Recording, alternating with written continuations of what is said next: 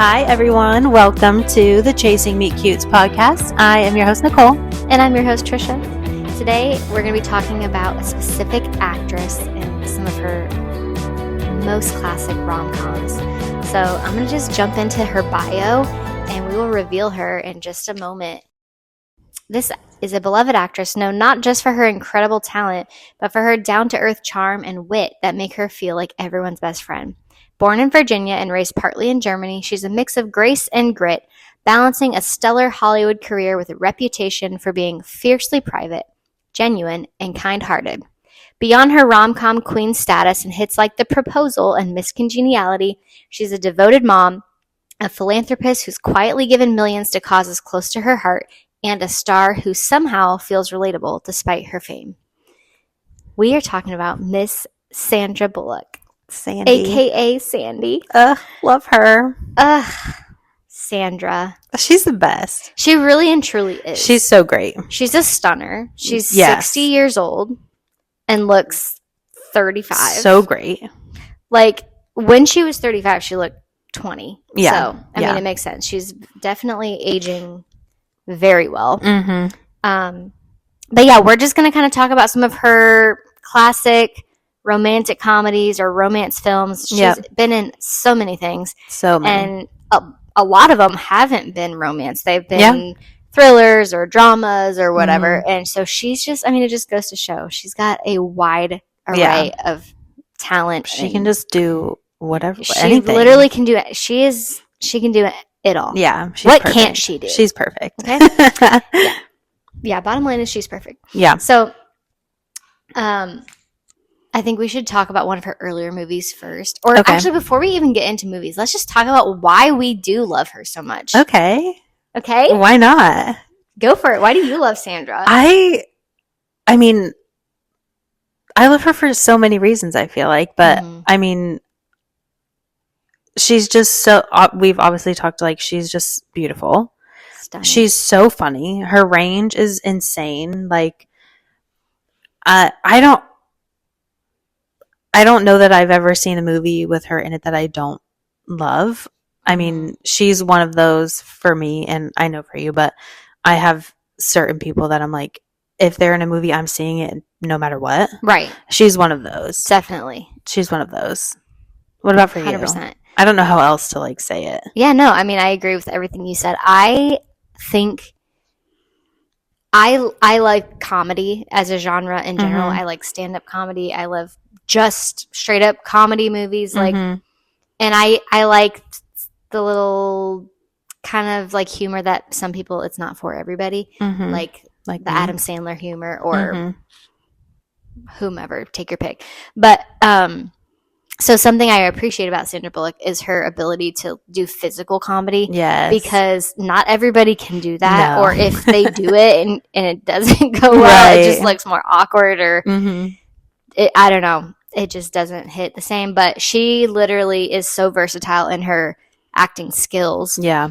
And so, yeah, I love that we see in these romantic comedies, like, her ability to be silly and funny while also being, like, sweet and dramatic and theatrical and expressive. Like, she is so expressive. The way that she knows how to just, like twinge her eyebrow or give a half smile. Like, she's just she's such a talent. And there's a reason, like, in her bio that we just read, like, there's a reason why she can still be so, like, fiercely private and not have to put her life out for, out in the open, like, with social media these days. Like, she doesn't feel the need to do that. Yeah. She doesn't have to do that. No. Nobody's expecting her to do that. And we all love her just the same. Yep. So she is, like, to me, a true, like, A-list celebrity. Oh, yeah. Like, at the very top. We're not seeing her in the tabloids or the headlines. And I'm sure there was a time that she was in it, like, in the probably in the 90s, and she's, like, coming up. But you don't see that anymore. No. And she just does her thing. She'll produce her own movies. She does. A lot of the movies she's in, she has produced. Yeah. Because she can do it all. Exactly. Okay? She could be my mom. She's literally my mom's age. Yeah. Isn't that crazy? Yeah, it is. I know some of the movies we watched of hers, we're like, she's literally our age filming this movie. Like, how crazy is that? It is crazy. So crazy. And I on that note, I messaged you the other day. I was like, it gives me hope to know that some of these movies that she was in, like in the 90s, Yeah. that she's 32, 35, whatever. Yeah. And those are like old movies to us. Right.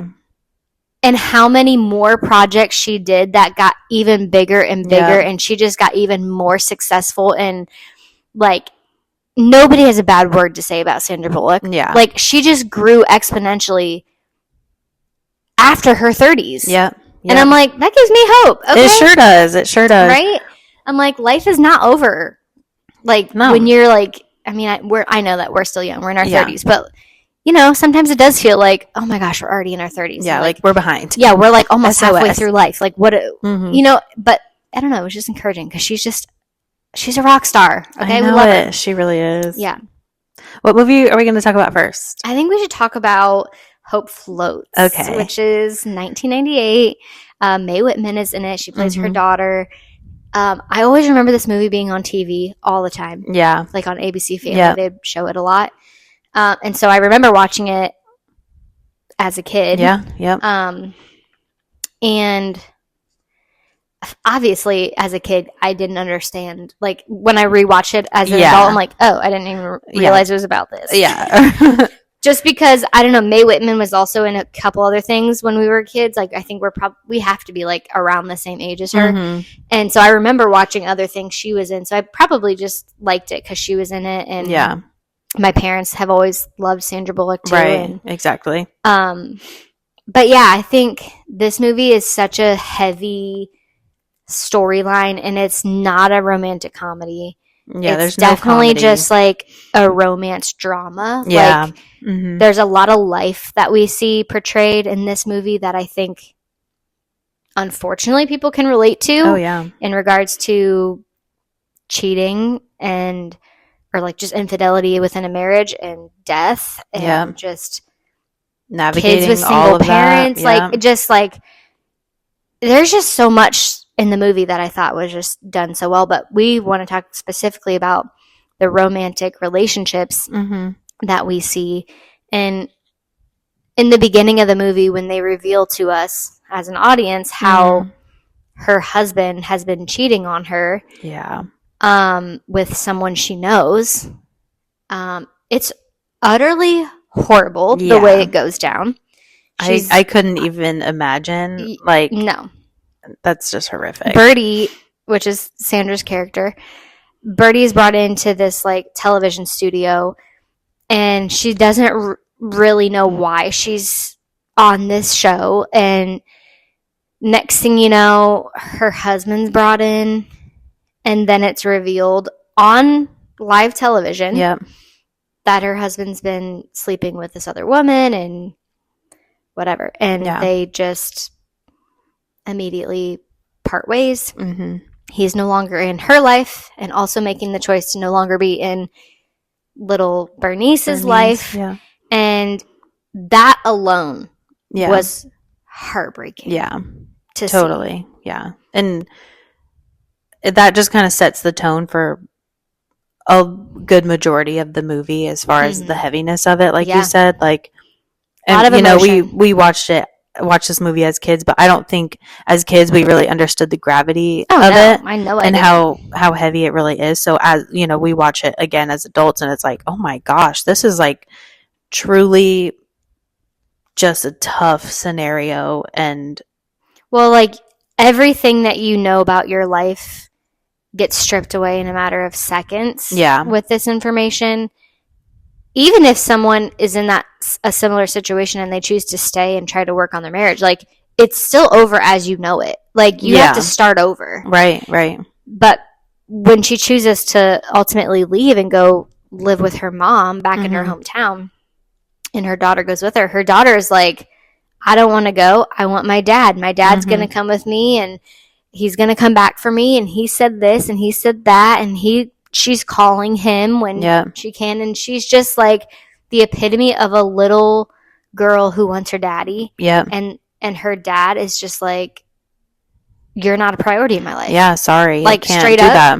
Yeah. chooses the other woman over his family. Yeah. And it's heartbreaking. And so And Birdie, it's heartbreaking to see too that like she has a genuine hatred or disdain for her mother because right, she just thinks like, oh, this is her fault. Right. Like she's taking me away from my dad. right, And she can't see it any other way. right. And that is heartbreaking as well. It is. And then Birdie, you know, as the mom, has to just like push aside those feelings and do what she knows is best and say, despite how you're feeling right now, we still got to go. Yeah. And I know you're going to hate me. You can kick and throw a fit and hit me and yell at me, but this is what we're going to do. And I think Birdie kind of has that moment of like, she doesn't get it now, but she will someday. And she's just got to be okay with that. Meanwhile, she's navigating her own emotions. Yeah. And we see her just literally stay in the bed 4 days when she gets to her mom's house. And once she kind of gets herself established there and finds a job with the temp agency at the photo place, you know, we kind of see these other characters being introduced from like her past life of people she grew up with or just people that have obviously stayed in the same hometown. And one of those people is Justin Matisse. Justin. Talk to us a little bit about Justin. I mean, I don't know if they had like a previous relationship as far as like in high school or whatever it was. Like, I don't really remember. He but liked her, and she didn't really. Yeah, but they're just kind of that, like, or what? They're just kind of rekindling this old friendship at first. And he kind of, it's not like he swoops in her most vulnerable moment and is like trying to win her over. Like, I think he, you know, very slowly comes in, obviously sees that she's broken, and kind of just wants to be there for her in general, not as a romantic partner. Obviously it ultimately turns into that, but she's too shattered. Like she needs to kind of put herself back together before she can do that. And I think he's pretty respectful of that. Definitely. I think he kind of communicates that he's interested and that he cares about her. Yeah. And that he sees her for who she was, and also for who she is, and also then who she can be. And eventually, I think Birdie comes around to that idea. Yeah. And kind of lets her hair down, so to speak, or walls down. And like, there's a scene where they're like kind of at that party, like, or the bar that's like the dance, little like line dancing. Yeah. And they kind of have this moment where they can dance together. And she's just like enjoying life for the first time in a long time. And so I think you kind of just see like a youthfulness brought about like when they're together. And I think that is because of their friendship. And it's just like, this guy has seen me in all the stages of my life. And he still wants me. I think just as she kind of starts to find herself again, she finds her new normal, obviously has a job. She's, you know, starting to heal from this horrible breakup. I think her eyes are open to the fact, like, okay, he actually cares. He's not just like I said earlier, trying to swoop in. And then she just kind of allows herself to like let her hair down. And Justin also really cares for Bernice as well, and I think that's huge. Even though her mom, I mean, while she's been gone this entire time, he's been stopping by, fixing things around the house. Like he has always been there for her and her family. And for her daughter especially. I think because Bernice, she don't like him. Not at first. She don't like him at first because he's kind of stepping in dad's role, and she doesn't like that. Can we talk about the moment where her dad stops by and like tries to salvage things or whatever, and ultimately leaves? And that scene where she's just like screaming and crying and chasing him down the road, and her mom's just like standing on the porch like watching it all happen. And it's just like, that is like, men when they do that is like you are such a coward. I have How? zero respect for you. Yeah. Like, truly, you're not a man. No, you suck. Yeah. But I feel like once like Bernice sees her mom start to heal, start to open up, they have this new normal. Like she kind of starts to accept the idea of Justin being in their lives and like sees, okay, he's actually a good guy. He's not hurting my mom. Like, he's fun to be around. Yeah. Yeah. She comes around. So I think it's kind of like this triangle of like, okay, Birdie's healing, open to Justin. Bernice sees that and then ultimately starts being open to the fact. And then it's just like they can kind of and just Birdie lean and into Bernice this are kind little of healing their relationship because the mother-daughter relationship was obviously strained for a long time in the movie as well. So I think it just kind of was like the timing finally made sense and they just were together and kind of created their own new little family and it had a great ending. It was a sweet romance. I mean, was nothing too crazy. I don't think it was necessarily like a big blockbuster hit that people like always talk about, but it's one of my favorite movies of hers. I think because it was such a heavy role and character and she just portrayed it so well. Anytime she gets to have an accent of some sort, I'm like, yes. Like especially the southern accent. But that was a great one. And that was 1998. And the other movie that I want to talk about was from 1999, and I had never seen it until recently. We didn't even know the movie existed, actually. And it's definitely a very weird one, and I understand now why we had never heard of it. Yeah, because it's kind of weird. Yeah. But it's called Forces of Nature. It's with Ben Affleck. They play Ben and Sarah. Yep. And it's such a weird, like, basically this man's life's turned upside down when a series of mishaps kind of like pair him with this free-spirited woman, Sarah, played by Sandra. And they end up having to go on this wild road trip together to his wedding. Their flight literally like crashed. They have all these other natural disasters that happen, all these just like perfect storm of events that goes on, and they don't know each other. They're two strangers and they're polar opposites, but they kind of bring out like the best in each other. Yeah, totally. And so there were several moments of the movie where I'm like, oh, like they would be cute together, or they have attraction, like they have great on-screen chemistry. It was super fun, and she's a free spirit pulling him out of his comfort zone, and he's just like this engaged guy who's set on like, I just got to get back to my wedding, and so it was just like, it was one of those things where it's like, it's wrong for them to like have feelings for each other because he's literally on his way to his wedding. Yeah, and his fiance is like not a crazy person. No. So it's not like your typical rom-com where you see like My Best Friend's Wedding where it's like, okay, she's a nutball. Yeah. Okay. And he deserves to be with this woman.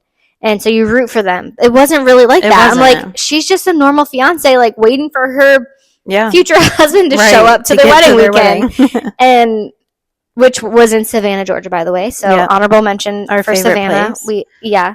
And so they do end up kind of making a couple mistakes along the way, and they have this passionate kiss that they share, but it never goes beyond that. Yeah. And same thing for his fiance. She's kind of wondering, like, she kind of has this run-in with a guy from her past. Yeah. Weirdo. And they kind of have like this steamy moment as well. And the movie like kind of makes you think that him and Sandra's character are going to end up together. Oh yeah, it definitely seems that way, and like literally until the very last scene. Yeah, you think like, oh, they're going to be together. They're going to end up together. Yeah, it was. Yeah, it was totally weird, and I want to make a mention of the overall view of marriage. Yeah, in this movie, he ends up asking like all these people along their journey from New York to Savannah about basically their view on marriage Right. or their personal marriage, what they think about it. And not a single person that he asked, Including his parents, had anything positive to say about marriage in general. They all said the opposite. In fact, like that they regret it or it was the worst mistake they've ever made. Like, or they couldn't even say anything about it. Yeah. Like his parents just were like, well, we're so proud of you. Yeah. And it's like, I'm not asking about me. Yeah. But not one person had a good view on marriage, which I thought was odd. And of course it is kind of influencing his behavior throughout their journey. And Right. obviously, like, if everybody is saying that, you're gonna get in your head about it. So I don't know. I think that was a big factor for sure. That's why I think we saw him in this like internal struggle. Yeah. Kind of contemplating the idea of being with another woman, and would it be better, or should he just avoid marriage altogether and be with this free spirit who can be exciting? Yeah, and she's so different than my fiance. Like, did I miss out on this? Like, and on the flip side, you see someone like Sandra who is married. Yeah. And it's also not a good relationship. Right. And it's very toxic and controlling, and like another good example of this heavy storyline on Sandra's part, that like she's reveals that she had a kid as a teenager, and she has a 10-year-old now that she doesn't really have a relationship with him. And so she has choices to make, and she's trying to go back and see her son and figure out what does her life look like now, because her marriage is ending. And so it's just like, it was very marriage focused, not in the way that you would assume. Right. So at the very end, when you see Ben's character decide to say, okay, I'm kind of realizing that like marriage isn't just like promised to be all like flowers and sunshine and rainbows. Like it's going to be work, and there is an element of risk when you enter in any relationship, but especially a marriage. Like it takes work. You choose to love each other every day. You choose to make sacrifices and compromises. And so he kind of comes to terms with that. They both confess, which I appreciated. They both came to each other and said, hey, I made this mistake. Hey, I made this mistake. And they said, let's do this thing. Yep. And they got married. They did. And so I liked how it ended, but it was like, it was surprising. What? Like, it was just kind of one of those movies that you watch and you're like, what was that? Yeah. Yeah. Like, no, that totally. Was so weird. Like, yeah, it was definitely surprising at the end. Like we both assumed like, oh, he's going to go in there, because he's like, I'm going to go in there. I'm going to tell her what happened. Like, and we assumed he was going to come back out. Well, we assumed telling her what happened meant telling her I fell in love with another woman.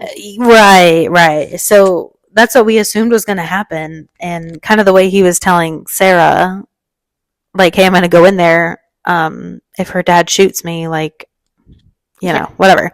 So we just assumed like, oh, he's going to come back out and like they're going to go live their lives together. And that just wasn't what happened. So. Because we do see a couple of sweet moments where like he comes to her defense, like when they have an interaction between her and her husband, and he starts like insulting her, and he's like, no, like don't talk to her. Back off. And you know, almost getting physical, and him kind of like shoving him and all that, where he was like willing to come to her defense.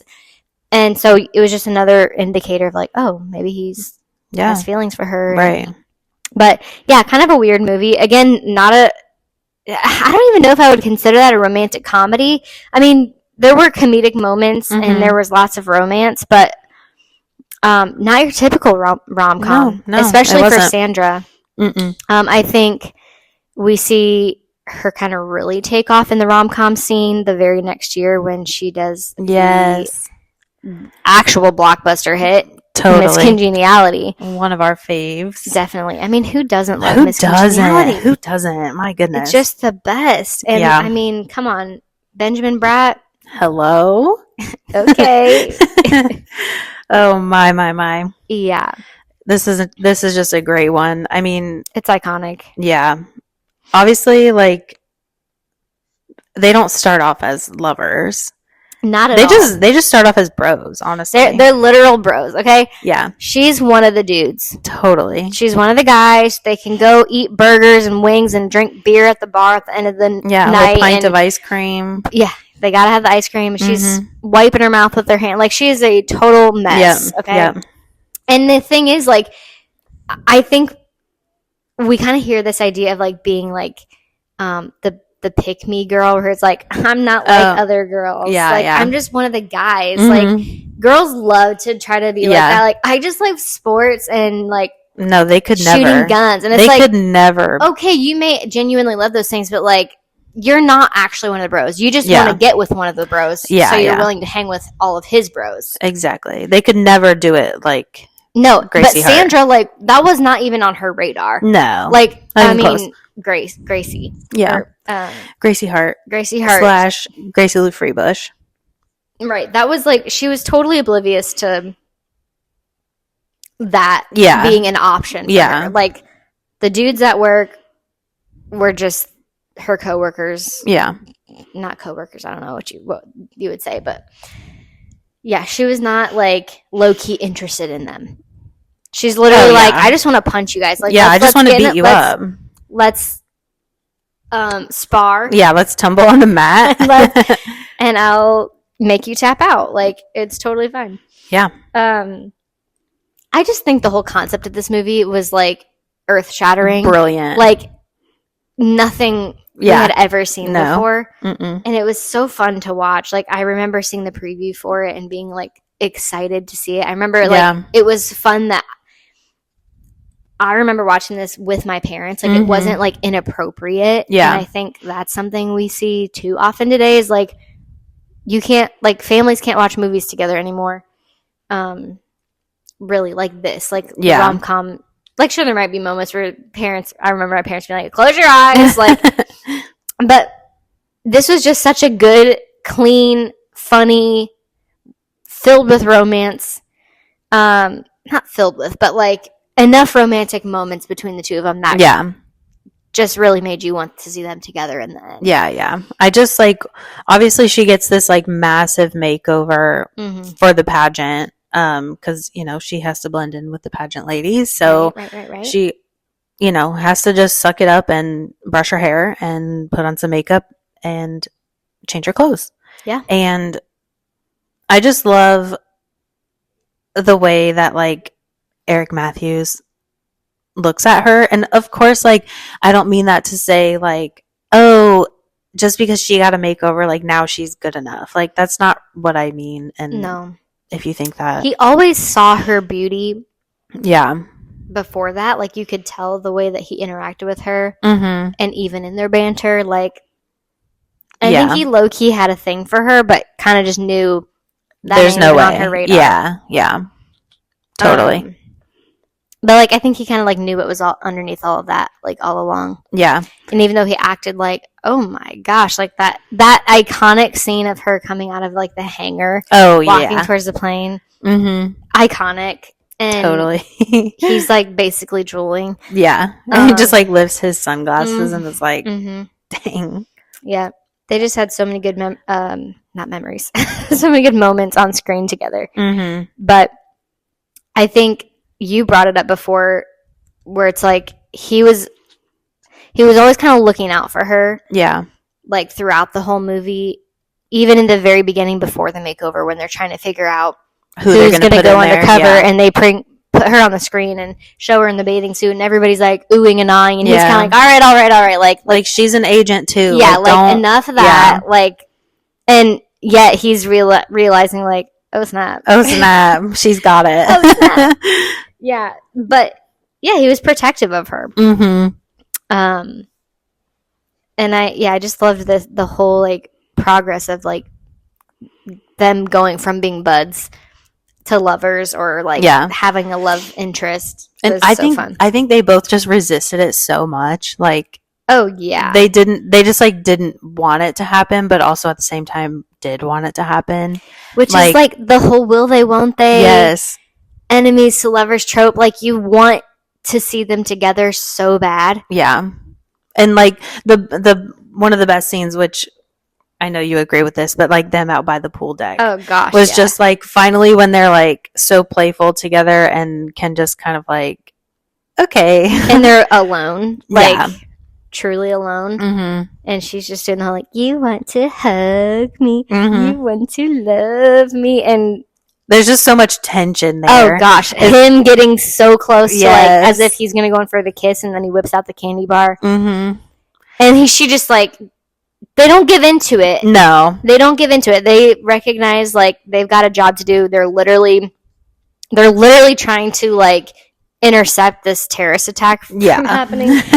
But you can tell when he like walks away and she's like kind of about to walk back into the room that she's like, dang it. Yeah, like why didn't he just kiss me? Right.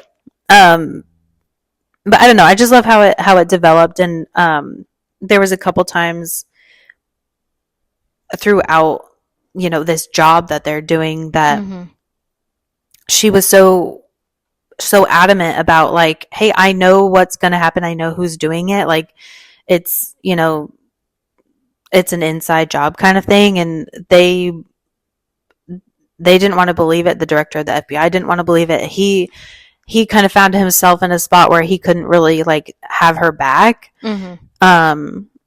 Which I think is okay in this scenario. Like their job is very serious and unique. Yeah, and he was like put in charge of this operation or whatever you want to say. Yeah, and they think the guy is somebody totally different. So they're kind of like, we're just going to pull out. Like we don't need to be here. And she's like, no, we need to be here. It's an inside job. And he like doesn't have her back, which you can tell really upsets her. Like frustrates her that like, why don't you just have my back kind of thing. But I don't know. I think sometimes people take that as a negative thing, but like I said, in this scenario, like the stakes are in between a rock and a hard place because his literal direct report, the director of the FBI, is saying like, we're done. I don't care what your gut says.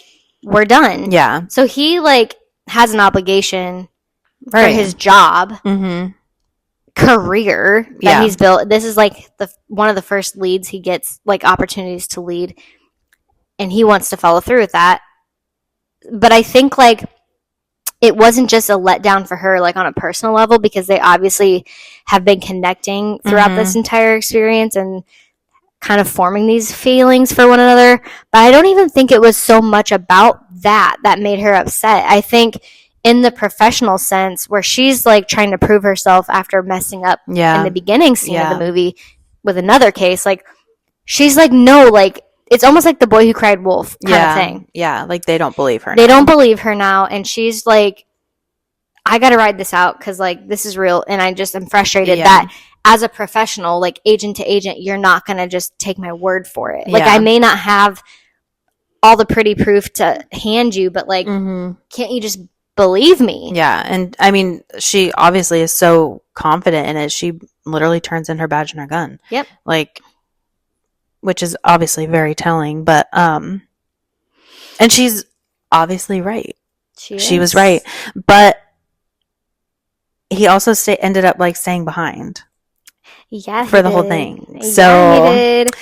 So that was great. Eric Matthews. Gosh. Oh my gosh. Yes. Their ending moment of finally like sharing the kiss and being together was so sweet. Yeah. And the unfortunate detail of them apparently breaking up because he's an idiot. Yeah. In the beginning of the second movie, it's like, they kind of just like wrote that out. Totally wrote that off, which was so, I mean, they started off the movie with that, the second movie. Literally. And I'm making microwave meals for them together. Like, why did they do that to us? I don't know.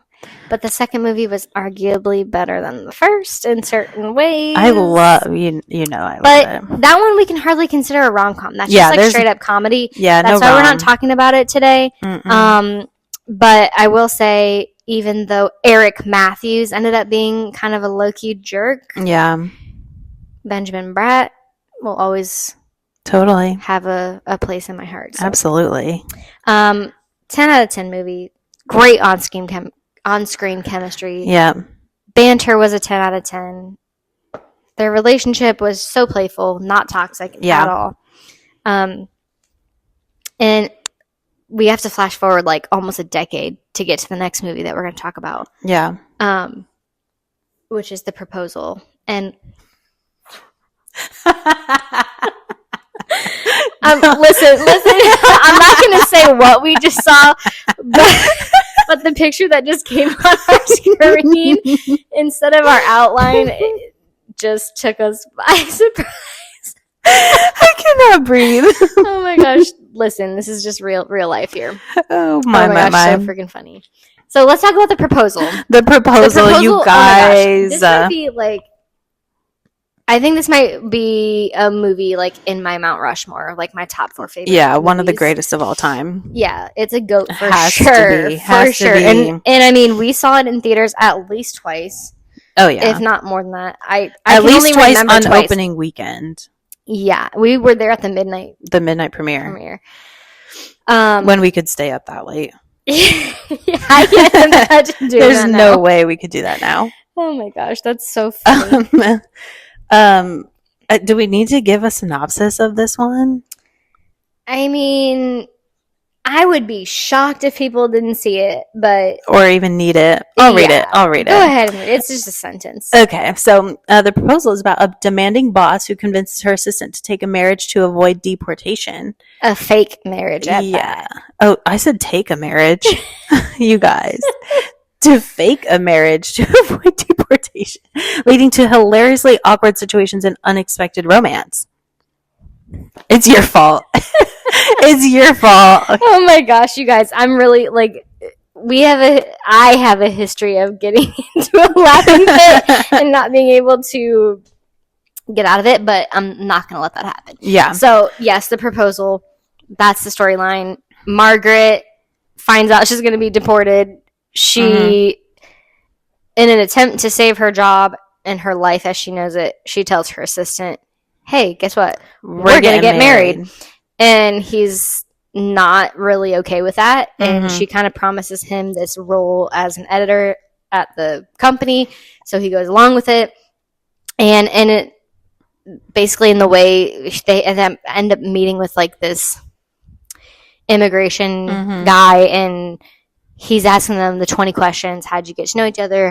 Why are you in love? And it comes out that, oh, we're actually going to Gammy's 90th birthday party this weekend in Andrew's family's. And she's like, well, I'll let you tell him where they're from. He says, oh yeah, Sitka. She's like, yeah, Sitka. And he's like, Alaska.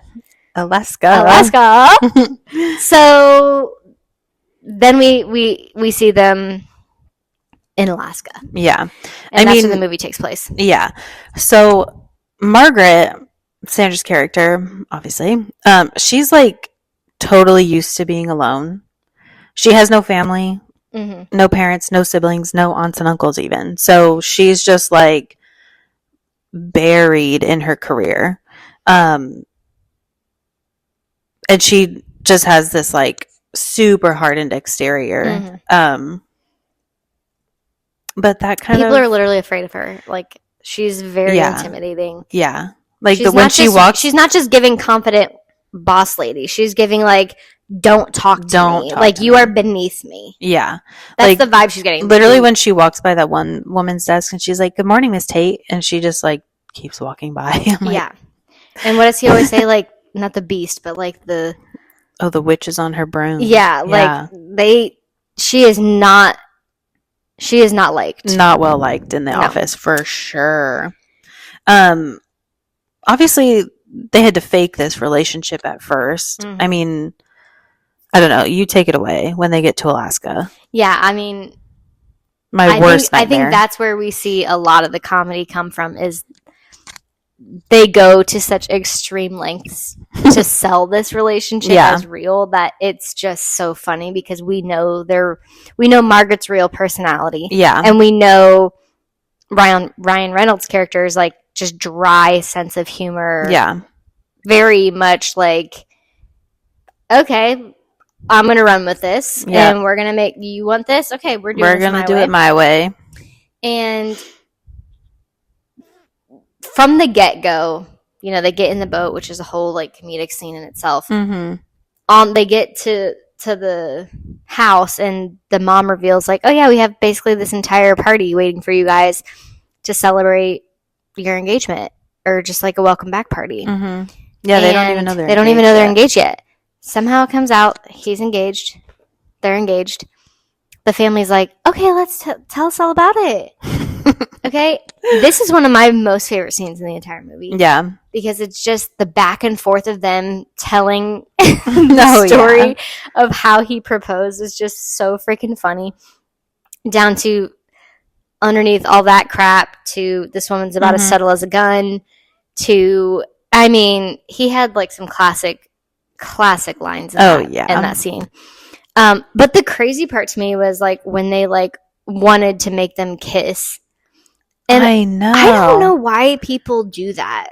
Like that's been like a thing in other movies where they're like, kiss, just like show us a real kiss between the two lovebirds. And you're like, first of all, that's weird. And like, I'm just meeting all of you for the very first time. Like, I don't want to do that. It's like, if you were to take that and put it into any other context, like in your personal life, like if I was at my parents' house with a new relationship and they were having a party of any kind and there was any amount of people there at all. Yeah. And they're like, why don't you guys give us a kiss? Come on. Like, on what planet? I'm sorry. No.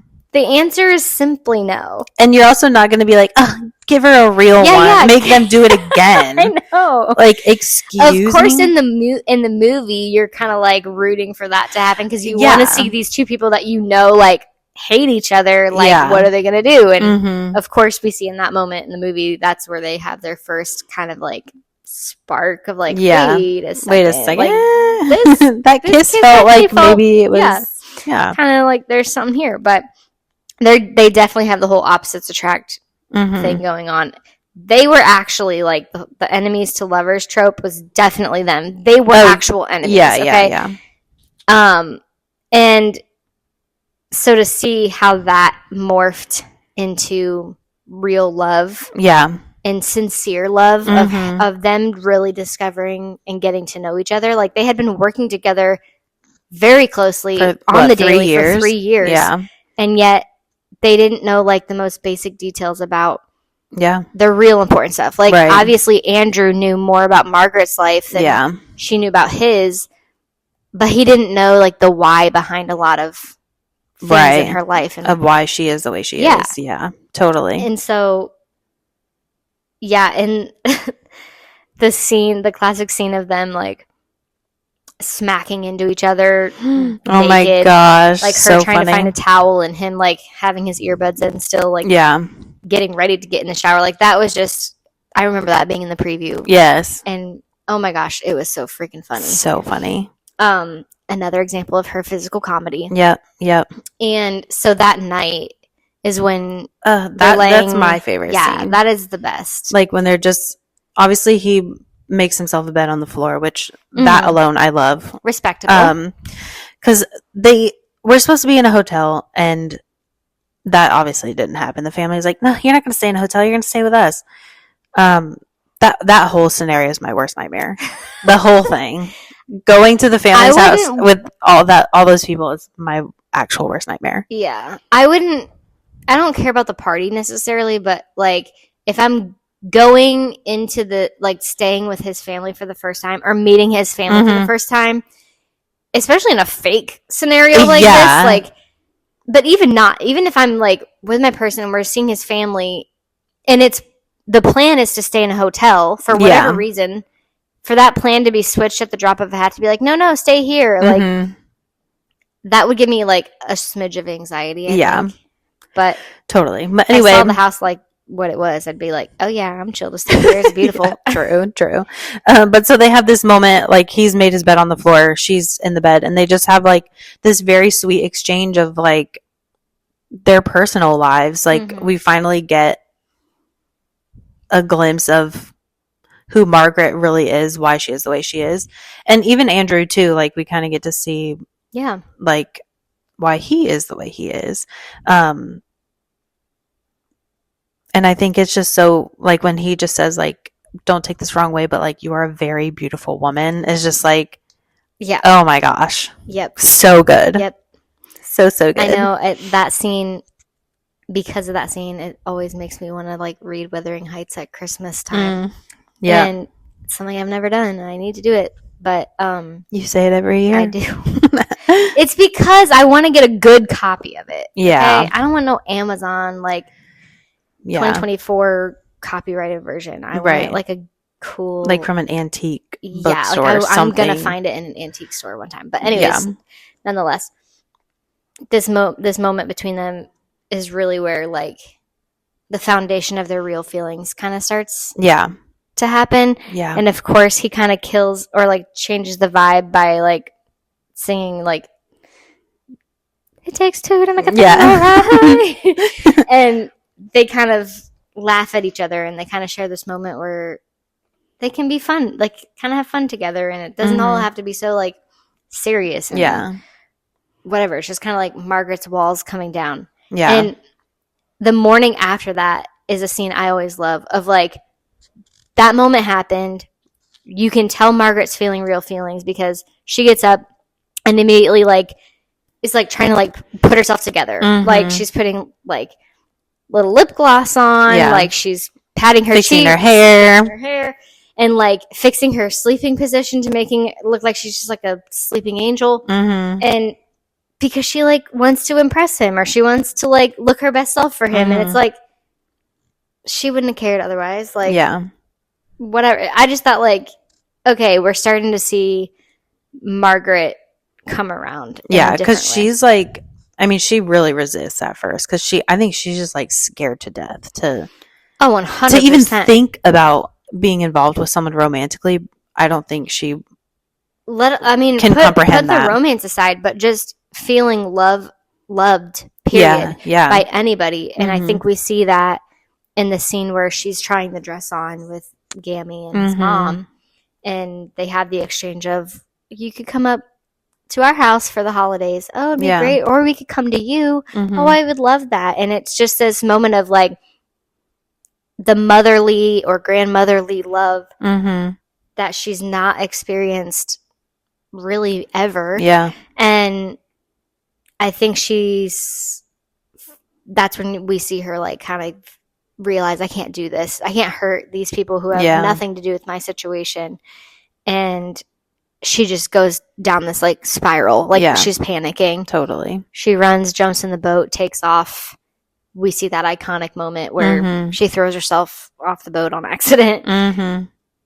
And to me, I loved that moment of seeing his response to that. Yes. And like wanting to save her. Yep. And calm her down and reassure her and warm her up. And just like really care for her. Yeah. He's always been like obligated to care for her or clean up her messes or be there for her whenever she needs. But this is like a situation where it's like his choice is to protect her and to be there for her. And because he's basically saying like when she's having this spiral moment of like, I can't do this. Like, what if they find out?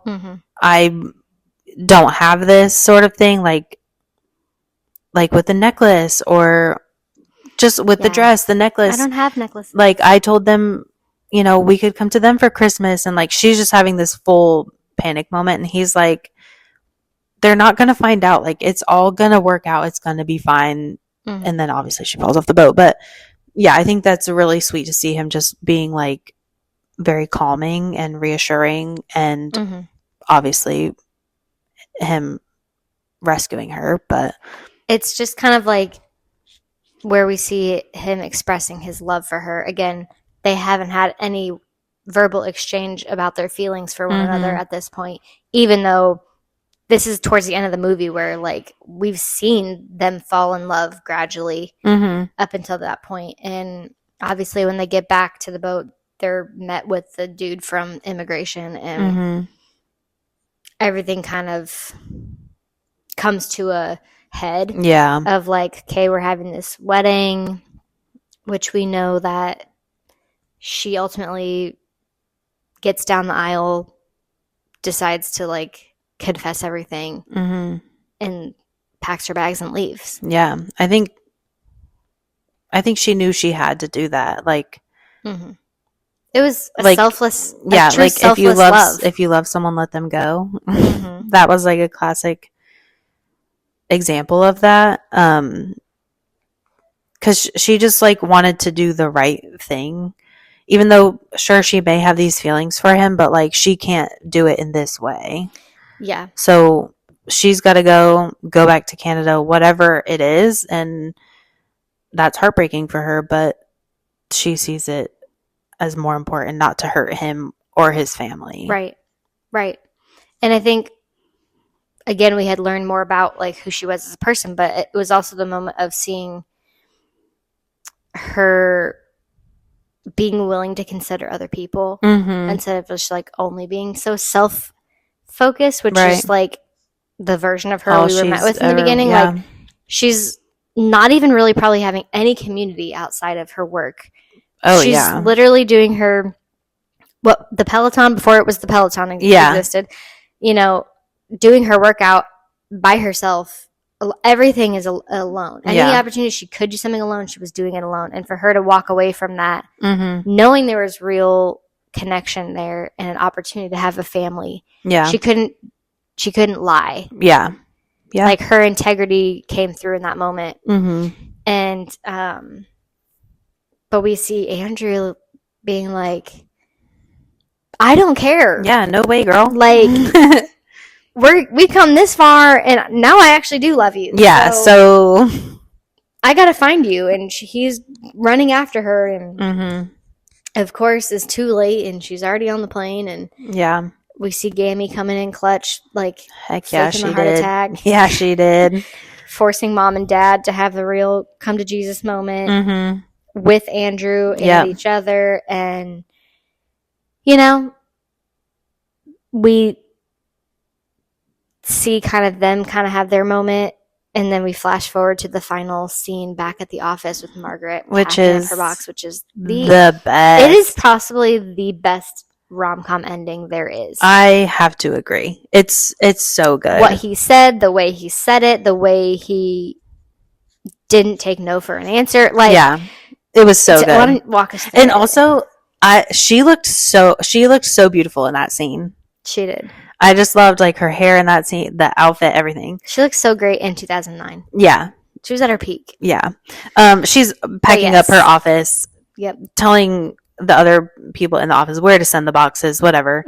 Then Andrew comes in panting, as she says, to talk to her and try to stop her from leaving. And she just like, I mean, he obviously professes his love for her. Like, I wouldn't have come all this way from Alaska if I didn't, kind of thing. And I love this part because she just like kind of tears up and she's like, I'm scared.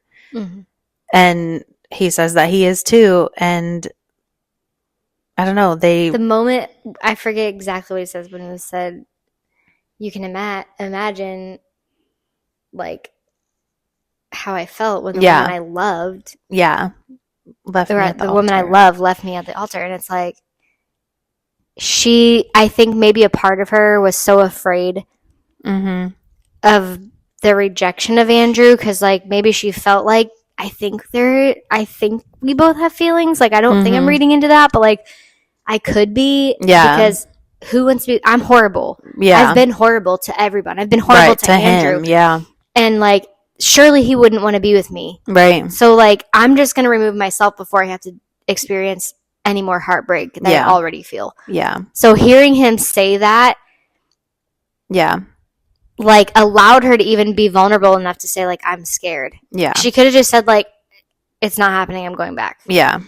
Like, her admitting her fear and him agreeing in that, and then saying like, will you marry me because I'd like to date you? Yeah. Like, such a great ending. Good. I mean, the scenes while the credits roll were like some of the most funny parts of the movie. Like, it's just, I could watch it once a week and never get tired of it. So many Totally. funny parts we I've didn't done even that. talk about, but yeah, Andrew and Margaret, great 10 out of on-screen 10. couple. 10 out of 10. 5-star. 5-star on-screen romance. All Not of it. toxic. Nope. Just so good. So good. The last one that we're going to talk about is her most recent, I guess. Yeah. Her most recent movie she did with Channing Tatum, and it's called The Lost City. It's about a reclusive romance novelist who's swept into a real-life adventure when she's kidnapped, forcing her to rely on a bumbling yet devoted cover model.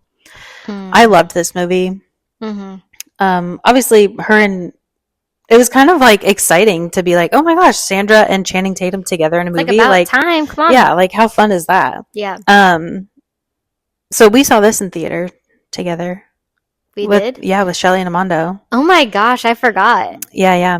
For some reason, I was thinking this was like a streaming only movie, but you're right. No, we totally saw it in the theater. We've seen like every since I've known you, every movie that's come out in theaters with Sandra, we've seen it together in theaters. Yes, yep, that is true. So The Lost City, I mean, interesting concept. Yeah. And her character is like kind of similar to Margaret in The Proposal, where she's just like buried in her job and just her life circumstance, like her grief. Yeah, she lost her husband, so she's kind of forced into loneliness at that point. So she kind of just is a recluse. And then Channing Tatum, his character is Alan. I'm just now remembering that. His character is Alan, and he does all the cover model stuff, as I stated in the summary. And he's also a character in the book named Dash. So I don't know. He's kind of like this goofy, like he's a goofball through and through, like Fabio-esque. Like he's allowed, like he has allowed the distinction to become blurry between the character and his real life person. Yeah, the real life. Yeah, and he's struggling because a lot of people just assume he is the character. Yeah, but that's because he portrays himself as such. Like right. This yeah, goofy all the fans Fabio, and whatever. Like just like Dash. He's Dash, constantly Dash. kind of taking on that persona. Yep. So like when he's like, that's not really who I am. Like, I want people to see me for who I am, which is one reason why he's like, I'm going to go save the day. Yeah. And I'm going to go prove to people like I'm more than just a cover model. Right. And like you can tell he's just like infatuated with Loretta, who's Sandra's character. Like he just is, enamored is the right word. But she like basically gets kidnapped because these people want her to interpret some language that her late husband was able to interpret, and she in turn was able to, I guess. But nonetheless, she gets kidnapped to this remote area, and by like Harry Potter. Whatever so his random. name is. But anyway, so Alan he's like, I want to go help find her. So they hire this guy to extract her, basically. And Alan is like, I'm going with. And that other guy is Brad Pitt, by the way. Yeah. Who he gets killed off. He does. Almost immediately. Like, but that shocked me. I remember like watching it because he was in the preview. So I'm like, okay, Brad Pitt, big name. He's going to be in it. I'm assuming like, she's going to have to pick between the two of them. Right. Like I just assumed whatever his role was, he would be in it for longer. Yeah. He was good, not. bad, or ugly. No. He was not. So he that was left. Shot and killed, like blood everywhere. Yeah.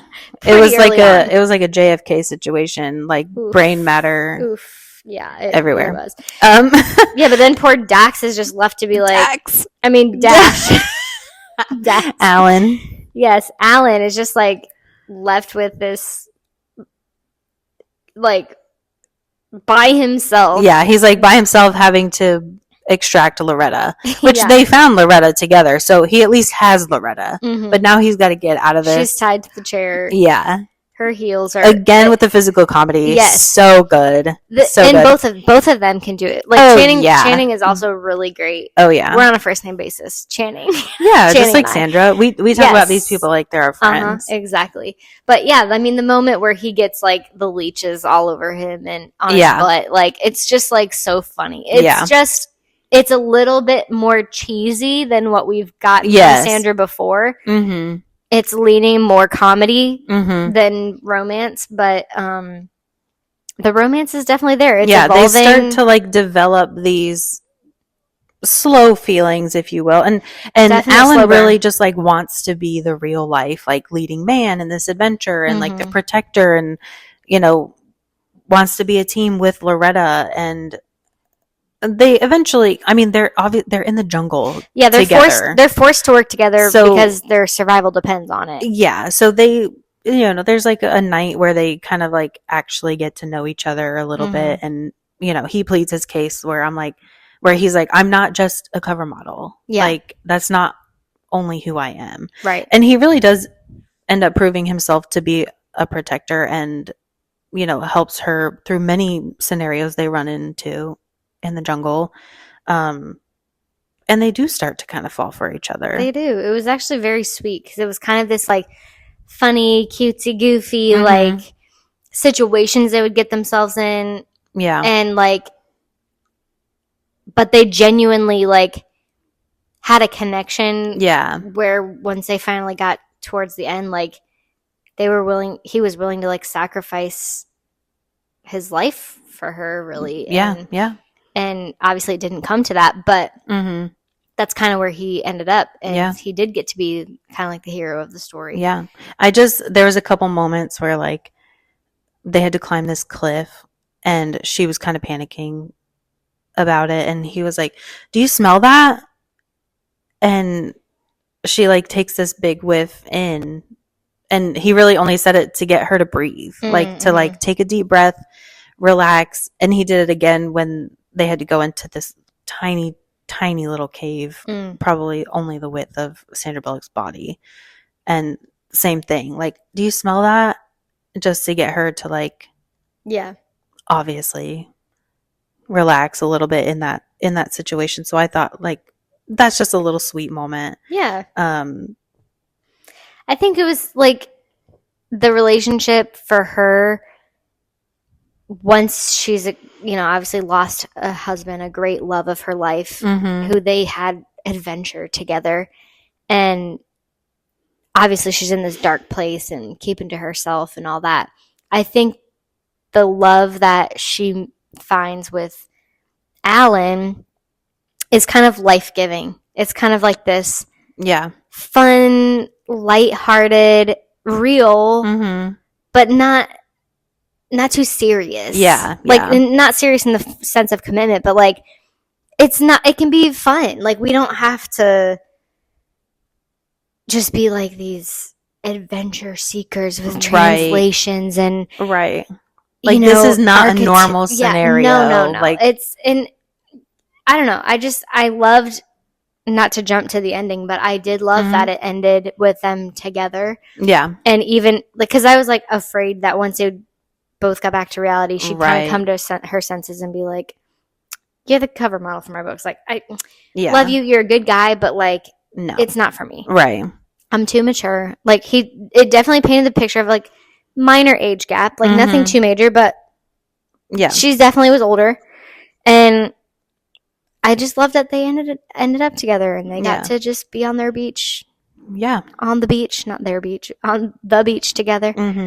I mean, I think she realized he was just like a literal ride or die.